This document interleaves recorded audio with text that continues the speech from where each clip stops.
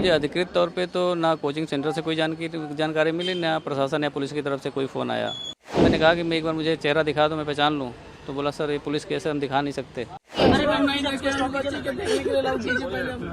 6 बजे 6:30 बजे के बाद दोबारा गया मैं। तो मैंने कहा भैया आप तो दिखा दो, रात में तो आप मना कर रहे थे, रात में नहीं दिखा सकते।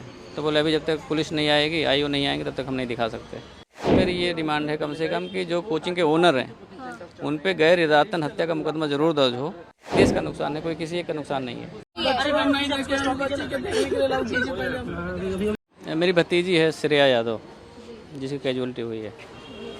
तो क्या पता लगा आपको, क्या जानकारी मिली? देखिए मुझे अधिकृत तौर पे तो ना कोचिंग सेंटर से कोई जानकारी मिली, ना प्रशासन या पुलिस की तरफ से कोई फ़ोन आया। लेकिन मैं न्यूज़ देख करके खुद ही जा करके वहाँ पे अप्रोच किया।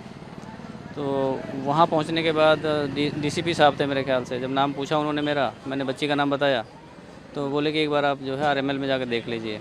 तो रात तकरीबन 2:30 बजे मैं यहाँ आ गया था। तो मोचरी में 3 बच्चों की डेड बॉडी रखी थी, 2 बेटियाँ थीं और एक लड़का था। तो उससे मैंने कहा कि मैं एक बार मुझे चेहरा दिखा दो, मैं पहचान लूँ। तो बोला सर ये पुलिस केस है, हम दिखा नहीं सकते। फिर बोला एक पेपर है मेरे पास, आप उसको देखना चाहें देख लें।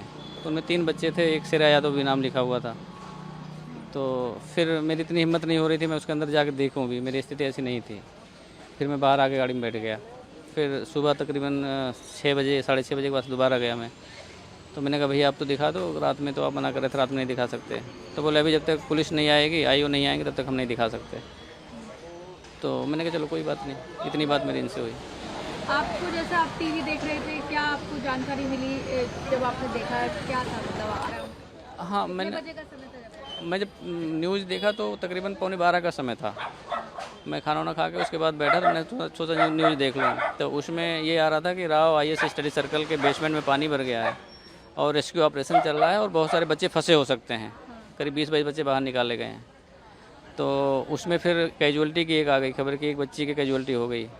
फिर मैं 5-7 मिनट बाद 2 बच्ची की कैजुअलिटी आ गई।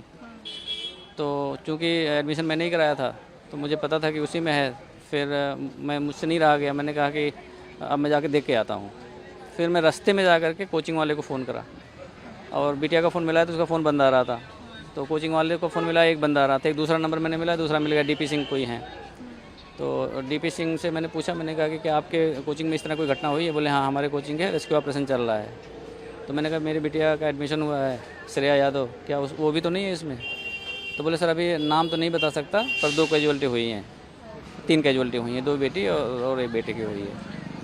तो फिर मैं मतलब बहुत ही मिसमैनेज लग रहा था। तो मुझे लगा कि पहले मैं जाके पीजी में देख लूँ उसके, क्योंकि पीजी मैंने दिलाया था, मैंने रखवाया था। तो मैं पीजी में करीब 1 बजे पहुँचा। तो 1 बजे जब पहुँचा वहाँ देखा तो उसके रूम में ताला लगा हुआ था। तब मेरा डाउट और हो गया कि फ़ोन मिल नहीं रहा है, रूम में ताला लगा हुआ, रात 12-1 बज रहे हैं, तो अगर होती तो यहीं आती। फिर मैं दोबारा वापस आया, वहाँ डीसीपी साहब से मैंने पूछा तो उन्होंने बताया कि आप एक बार आरएमएल के में जाके मोचरी में देख लीजिए। तो मैं करीब 2:30 बजे से यहाँ हूँ रात।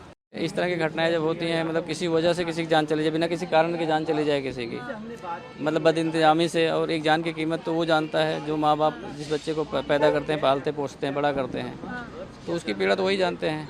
अब जो सिस्टम की जिम्मेदारी है वो सिस्टम को अपने जिम्मेदारी को लेना चाहिए।